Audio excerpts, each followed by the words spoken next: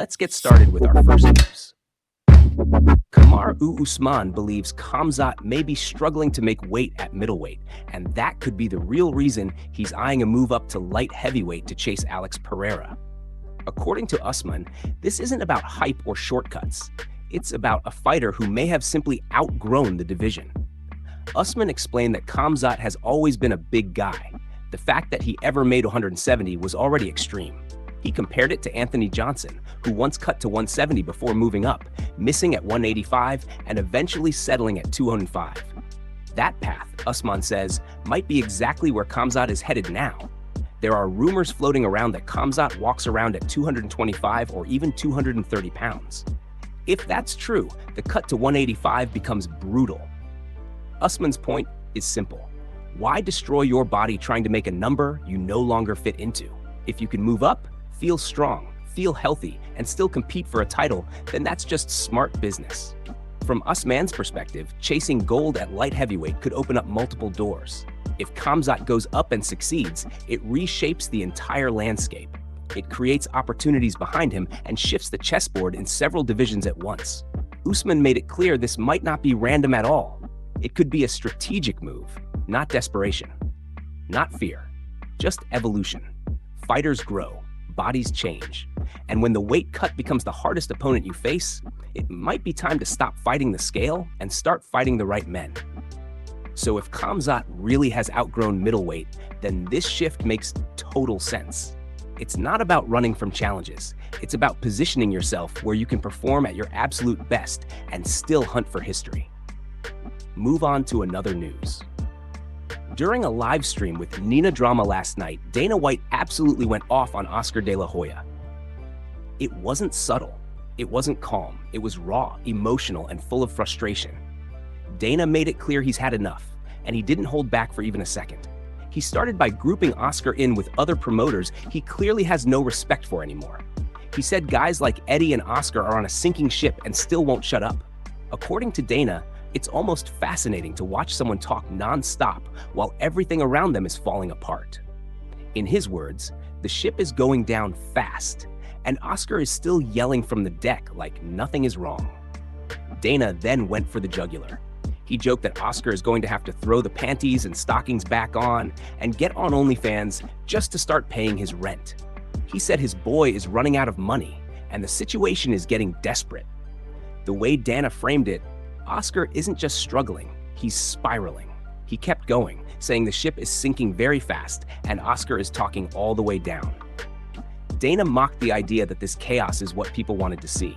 He basically said, "There you go, everybody. That's it. That's what it looks like when it all falls apart." No filter, no mercy. Then he doubled down again with the OnlyFans jokes, saying Oscar better put the fishnets back on, jump online, and start charging people just to cover that massive rent bill. Dana even threw out a number, saying he's got $23 million in rent to pay. The message was clear. In Dana's eyes, Oscar is broke, desperate, and still talking like he's on top. The rant finally wrapped up with Dana laughing it off, saying Oscar is just talking, but nobody's listening anymore. It was savage, it was personal, and it showed just how deep this feud still runs. Dana didn't just criticize him. He went for his pride, his money, and his relevance. It was one of the most nuclear rants we've seen from him in a long time, and he made sure the whole world heard it. Move on to another news.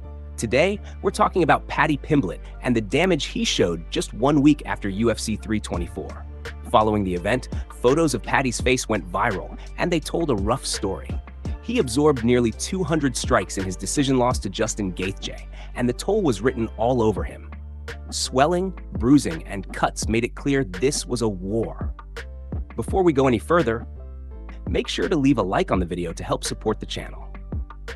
Now, fast forward 1 week, and Paddy is already looking almost back to normal. Well, kind of. He shared a video on his YouTube channel while talking about UFC 325, and he decided to show fans exactly how his face looked after 7 days of recovery. In the video, Paddy explained that the bruising had gone down a lot compared to the pictures everyone saw right after the fight. He said people thought his face was completely destroyed, but he reminded everyone he was only a week out. He admitted his face was still sore and sad-looking, with a bit of bruising left, but nothing too serious. The main issue, according to him, was his eyes. He said Justin's fingernails scratched his eyeballs, which made them uncomfortable. But overall, he's getting on with it. Paddy also reflected on the fight itself. He said before the bout, he wanted to make Justin's face look different. And for a couple of days, Justin did exactly that to him instead. He mentioned he had big swelling and shiners, but now there's really nothing wrong with him structurally. He joked that maybe he's got a little scratch on the cornea, but that's about it. What stood out most was Paddy's mindset. Even after taking that much punishment, he wasn't talking like someone broken. He said there were a couple of things in the fight that really pissed him off, and he hopes they can run it back in the future. That tells you everything about his mentality. He's already thinking about revenge, not recovery. Thankfully, there's no sign that Paddy is dealing with eye issues as serious as his countryman Tom Aspinall. For now, it looks like he's healing well, staying positive, and keeping his eyes on what's next. 1 week later, the damage is fading, but the fire is still very much there. Move on to another news. In the same video, Paddy Pimblett made it clear that he wants Justin Gaethje to win his next fight and take the title, setting up a potential rematch down the line. He said he always wanted to see the best version of Justin in the cage, and according to Paddy, that's exactly what happened. Justin showed up, performed at a high level, and earned his respect. Paddy gave him credit where it's due, praising him for turning up when it mattered most. He expressed that he hopes Justin can go on and defeat Ilia Topuria to become the undisputed champion. For Paddy, that's not just about cheering for someone else, it's about creating a future opportunity for himself. He's thinking strategically, knowing that if Justin takes the title, there could be a rematch waiting for him. Even though Paddy admitted that Justin doesn't have too many fights left in his career, he still wants to see the chance to run it back. While discussing a potential rematch, Paddy acknowledged the reality that it might not happen. He said he understands that Justin is nearing the end of his career, and that could affect the timeline. If Justin only fights Ilia and then maybe Max Holloway or another opponent before retiring, the rematch could be off the table. Despite this, Paddy remains optimistic and hopeful, saying he wants Justin to step up in the future and face him again. Paddy's approach shows a mix of respect, strategy, and competitive fire. He's not bitter about his previous loss, he's using it as motivation. He recognizes the talent and effort of Justin Gaethje, celebrating his performance while still keeping his eyes on the bigger picture. For him, it's about timing, opportunity, and making sure that when the rematch does happen, it's on the terms that give both fighters a fair and exciting fight. Even with the uncertainty, Paddy's message is clear. He wants Justin to win the title, prove he's the best, and keep the door open for a future showdown. His mindset combines respect for his opponent with relentless ambition, making it obvious that when the time is right, Paddy Pimblett is ready to step back into the cage and chase that rematch, no matter the circumstances. Move on to another news. After his dominant TKO win over Dan Hooker, Mauricio Ruffy wasted no time calling out both Paddy Pimblett and Conor McGregor.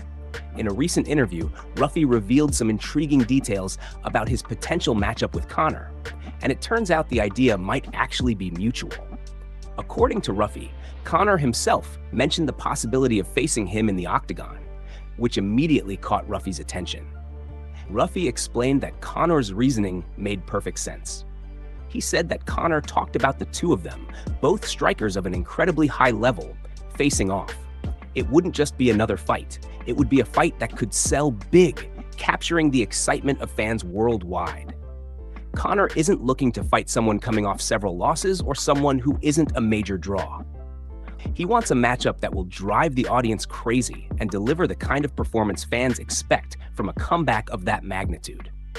When Ruffy heard this, he was immediately on board.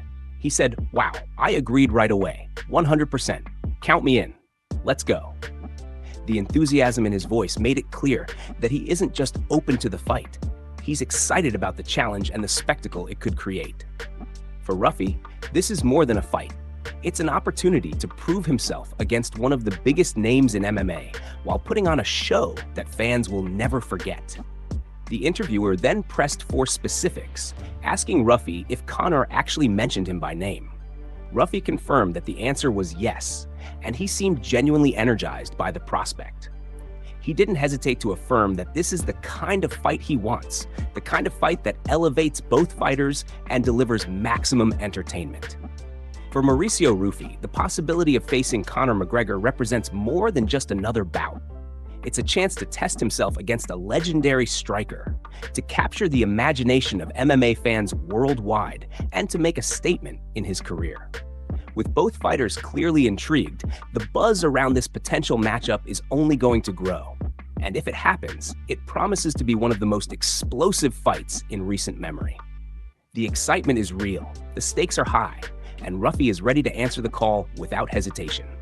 Move on to another news. Paddy Pimblett is making headlines again, this time complaining about eye pokes suffered during his brutal unanimous decision loss to Justin Gaethje in the interim lightweight title fight. Just a week after the bout, Paddy posted an update showing his recovery and didn't hold back about what bothered him most. While the bruising and swelling on his face have mostly faded, his eyes took the brunt of the damage. Puffy, irritated, and with a scratched cornea that he says came from repeated eye pokes, Paddy even went to the hospital for precautionary checks. The scans came back clean. No fractures, no structural damage, just lingering bruising and eye issues. Despite that, there's no talk of rest or a long layoff. Paddy shut that down immediately. He made it clear he's back in the gym tomorrow, already lifting weights this week, and planning to fight again this summer. No sitting out the rest of the year, no disappearing. He's determined to stay active and in the conversation, rather than fading after his first UFC loss, which snapped his 9-fight win streak in the promotion. Paddy explained the situation with his usual honesty and humor. "Everyone thought my face was a mess," he said. "Listen, I'm only a week out from the fight. My face is sad, got a little bruising. The only thing wrong with me is my eyeballs." He laughed while describing the fingernail scratches he suffered during the fight. "We get on with it. I said before the fight, I wanted to make his face look different. For a couple of days, he made my face look different. I had big shiners, but there's nothing wrong with me. The only thing is probably a scratch on my cornea or something like that." Even 4 days after the fight, when his eyes were at their worst, Paddy was already showing resilience. He made it clear he's back to training and has no plans to take the rest of the year off. He wants another shot at Justin Gaethje and is hoping Justin beats Ilia Topuria in their unification bout, keeping the door open for a potential rematch. For Paddy, this isn't just recovery, it's a statement. He's focused, determined, and already looking forward, proving that even after a tough loss, his competitive fire remains stronger than ever. Move on to another news. Daniel Cormier and Tom Aspinall are both singing the praises of Alexander Volkanovski after another dominant performance. Over the past few years, Volkanovski has continued to build a strong case as the greatest featherweight of all time, and UFC 325 only cemented that status. Following the fight, DC reacted on his YouTube channel, saying he has no doubts that Volk is the GOAT. Cormier pointed out that Volkanovski isn't chasing easy fights or avoiding the top competition. He simply takes on whoever is next, no matter how tough. "Nobody wants to fight these guys," DC said. But Volk steps up. He's not trying to pick fights or take the easy path. He just wants to fight the best, and that's why he's the greatest featherweight of all time. He highlighted that Volkanovski just won his 8th UFC featherweight title fight, 4 of those victories coming against Max Holloway and Jose Aldo, 2 of the names usually in the GOAT conversation. Even the most loyal fans of Aldo and Holloway have to admit Volkanovski is making the argument for their GOAT status harder and harder. Holloway, despite an incredible run as champion, lost 3 times to Volk, and he's 3 years younger than him. Aldo went almost a decade without losing, but fell back-to-back to Holloway in 2017, showing that the landscape of featherweight greatness has shifted. Tom Aspinall also chimed in on his YouTube channel, calling UFC 325 Volkanovski's best performance ever. He said, "Really enjoyed that card, especially the last fight. Viog, he's not even vintage, he's getting better. That's probably his best performance ever. Big shout out to Vog, excellent card all around." Both DC and Tom agree that Volkanovski isn't slowing down anytime soon, and his legacy as one of the greatest featherweights in history is undeniable.